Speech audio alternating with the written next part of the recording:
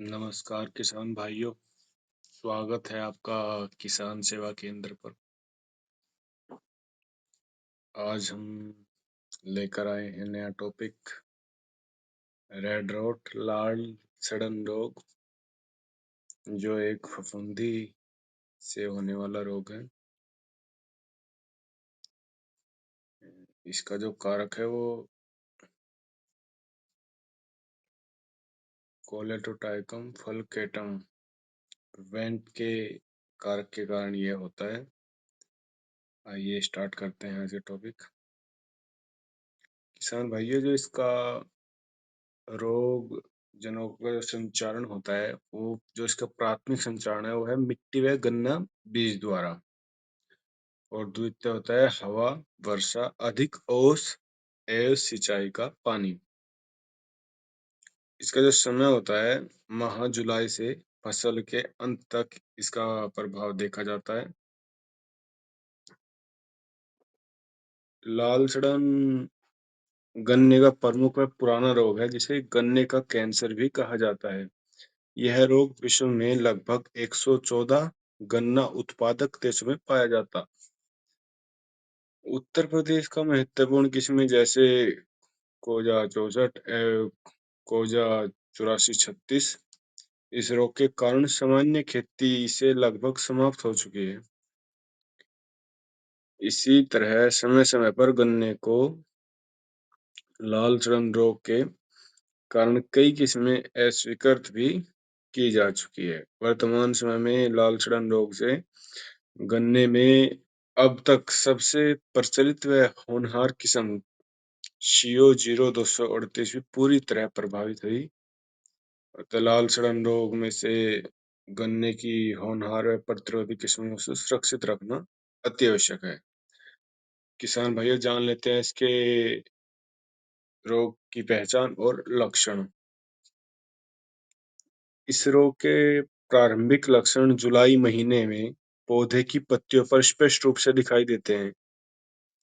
ग्रसित गन्ने के अगोले की तीसरी व चौथी पत्तियां मध्य सिरा के दोनों ओर माला के आकार के अनियमित धब्बे बन जाते हैं, और बाद में ये धब्बे पूरे मध्य सिरा को घेर लेते हैं।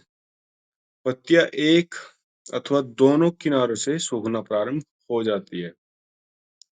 धीरे धीरे पूरा गोला सूख जाता है।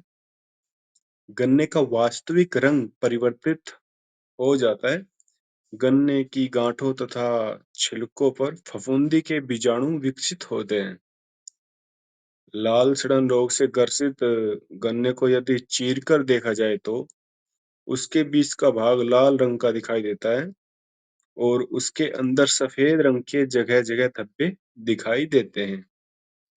चीरे हुए रोगी गन्ने को सूंघने पर शराब जैसी दुर्गंध भी आती है। गांठों का गुदा भी सड़ जाता है। खेत में खड़ी फसल एकाएक सूख जाती है। पोरी के सूखने की अवस्था आने पर बीज के खोखले भाग में राख जैसी फफूंदी भी आ जाती है। वर्षा काल में रोग का प्रकोप बड़ी तेजी से फैलता है। पोरियों के सूंघने पर फफूंदी की असंख्य रोगाणु बाहरी सतह पर उत्पन्न होने लगते हैं, जो वर्षा काल में हवा और पानी से फैल जाते हैं। स्वस्थ गन्ने को भी जब रोगी कर देते हैं। रोग से ग्रसित ऐसे सूखे गन्ने की ऊपरी पोरियों स्वतः टूटकर गिर जाती है, जिस पर रोग के असंख्य रोगाणु होते हैं। इस प्रकार वर्षा ऋतु में पोरियों पर बने रोगाणु के समूह का हवा के द्वारा फैलाव अथवा भूमि पर पड़ी हुई पोरियों पर मौजूद रोगाणु का वर्षा के पानी द्वारा एक खेत से दूसरे खेत में बहाव में फलस्वरूप रोग का फैलाव तेजी से होने लगता है। प्रतिकूल वातावरण में रोगाणु फैलने की बजाय गांठों पर सुप्त अवस्था में बने रहते हैं। अनुकूल समय आते ही रोग गन्ने के गूदे में फैलना लगता है। इस रोग के आपतन से उपज में 100% तक ह्रास हो जाता है। अतः रोग फसल से गन्ना बुआई नहीं करनी चाहिए। जो रोगी फसल होती है उससे बुआई नहीं करनी चाहिए, क्योंकि रोग के फैलने की प्रबल संभावना बनी रहती है। किसान भाइयों, जान लेते हैं प्रबंध व रोकथाम के उपाय। इस रोग के नियंत्रण की कोई प्रभावशाली विधि उपलब्ध नहीं है, परंतु इसका नियंत्रण निम्नलिखित तरीके से अधिक प्रबंध विरोधियों विधियों द्वारा किया जा सकता है। जैसे हम जानते हैं गन्ने की लाल सड़न रोगरोधी किस्में CO 0118, CO 98 014, CO 15 023 व कोलक 94 184 और कोशा 13 235, कोलक 14 201 आदि की बुआई करनी चाहिए। इस रोग का प्रसार मुख्यतः रोगग्रस्त बीज के माध्यम से ही होता है, इसलिए रोग मुक्त खेत से बुआई करने हेतु बीज का चयन करना चाहिए। यदि किसी बीज टुकड़े की आंखों तथा दोनों शिराएं लाल हो गई है, तो ऐसे बीज का प्रयोग बुआई में नहीं करना चाहिए। बीज में प्रयुक्त होने वाले गन्ने को अर्धगर्म वायु संशोधन MHAT मशीन से 54 डिग्री सेंटीग्रेड तापमान पर 95% से अधिक नमी पर 2 घंटे तक उपचारित करने के पश्चात बीज गन्ने को कार्बेंडाजिम 50% WP द्वारा दवा के 1% घोल 1 ग्राम प्रति लीटर पानी में 10 मिनट तक संशोधित कर बुआई करनी चाहिए। अथवा 100 ग्राम हेक्साटॉफ दवा को 100 लीटर पानी में घोलकर 10 मिनट तक उपचारित करने के बाद बुआई करनी चाहिए। रोगग्रस्त फसल की पेड़ी नहीं रखनी चाहिए। गन्ने के बाद धान व हरी खाद का फसल चक्र अपनाना चाहिए। वर्षा के मौसम में बीमारी का प्रभाव तेजी से होता है, इसलिए रोगग्रस्त फसल के खेतों की मेड़बंदी करनी चाहिए। इसका पानी अन्य स्वस्थ खेतों में न जाए। रोगग्रस्त खेत से पुनः गन्ने की बुआई नहीं करनी चाहिए।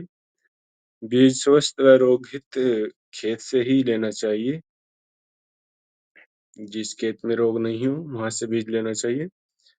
खेत से रोगी धान को देखते ही जड़ सहित उखाड़कर जला देना चाहिए तथा रोगी खेत के गन्ने की कटाई प्राथमिकता के आधार पर करनी चाहिए। रोगिंग किए गए स्थान पर 5 से 10 ग्राम ब्लीचिंग पाउडर का छिड़काव कर मिट्टी की ढक देना चाहिए व उखाड़े गए धान को जला देना चाहिए। बायो एजेंट अंकुश ट्राइकोडर्मा स्पीसीज को 20 किलोग्राम प्रति हेक्टेयर की दर से 100 से 200 किलोग्राम कंपोस्ट खाद के साथ मिलाकर खेत की तैयारी के समय अंतिम जुताई से पूर्व खेत में बिखेर देना चाहिए। बुआई के समय कुंडों में डाल देना चाहिए। लाल सड़न रोग से प्रभावित खेत में मई माह में 1 किलोग्राम हेक्साटॉफ दवा को 500 लीटर पानी में घोल बनाकर प्रति एकड़ की दर से पानी छिड़काव करना चाहिए। बुआई से पूर्व गन्ने के टुकड़ों को हेक्साटॉफ के घोल में रात भर डुबोकर गन्ने की बुआई करनी चाहिए। मई, जून, जुलाई व अगस्त के महीने में लाल सड़न रोग का प्रकोप पड़ता है, अतः खेत का निरीक्षण करते रहना चाहिए। जहां कहीं भी प्रभावित धान दिखे, तुरंत निकालकर ब्लीचिंग पाउडर डालना चाहिए। लाल सड़न रोग से बचाव के लिए 1 किलोग्राम हेक्साटॉफ दवा को 5 लीटर पानी में घोल बनाकर ब्यात के समय छिड़काव करना चाहिए।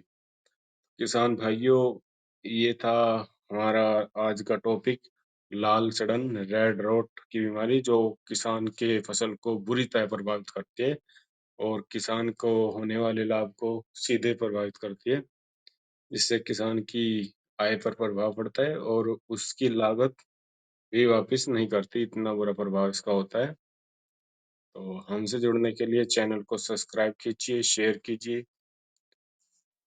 मिलते हैं अगले टॉपिक में, अगले विषय के साथ। सभी किसान भाइयों को नमस्कार। जय हिंद।